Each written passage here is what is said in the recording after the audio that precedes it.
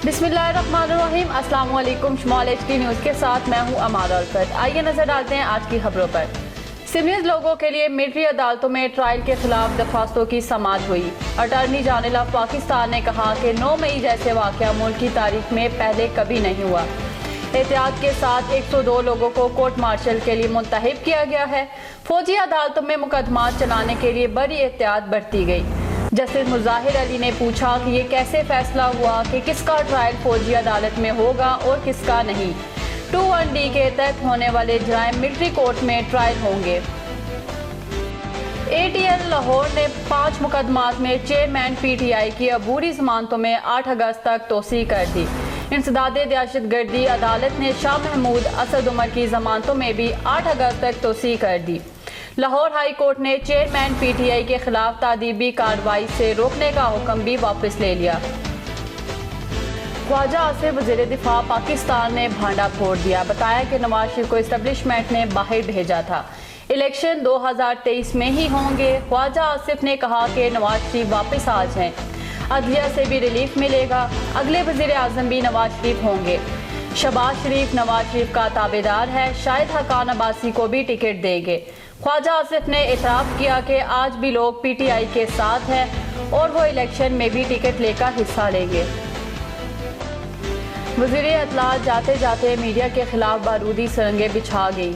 Media मुखालिफ इक़दामात PEMRA तरमीमी bill 2023 कौमी assembly में पेश कर दिया। अपोजिशन में थी तो पैमरा कवानीन पर मीडिया की हमदर्दी बटोरती रही।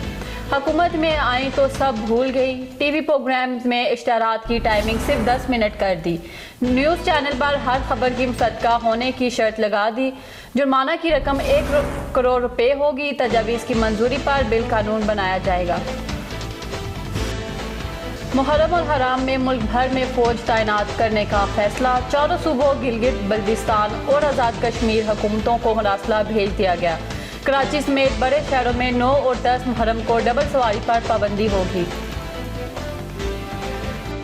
भारत में खवातीन की बेरहमती का एक और घिनौना वाक़या। मणिपुर में हिंदू इंतहा पसंदों का मसीह घरों पर हमला। मसीह खवातीन को इज्तिमाई ज़्यादती का निशाना बनाया गया। मजहमत पर 2 अफराद को कत्ल कर दिया गया। ज़्यादती के बाद औरतों को बरहना गलियों में घुमाया गया और बेआबरू किया गया। भारतीय सुप्रीम कोर्ट ने वाक़या को गैर कानूनी और नाकाबिले बर्दाश्त करार दे दिया। मोदी हुकूमत ने कोई एक्शन ना लिया तो सुप्रीम कोर्ट 28 जुलाई को अज खुद समाअत करेगी। उगी में शेरगढ़ के गांव इस्माइल भांडी में 17 साल नौजवान इस्माइल को इसके छोटे भाई मुदस्सर ने छुरियों के वार करके कत्ल कर दिया। मकतूल इस्माइल के अपने छोटे भाई मुदस्सर के साथ मामूली तकरार हुई, जिस पर मुदस्सर ने छुरियों के वार करके अपने बड़े भाई को शदीद जख्मी कर दिया। जख्मी इस्माइल को अस्पताल पहुंचाया गया लेकिन वो जानबर ना हो सका।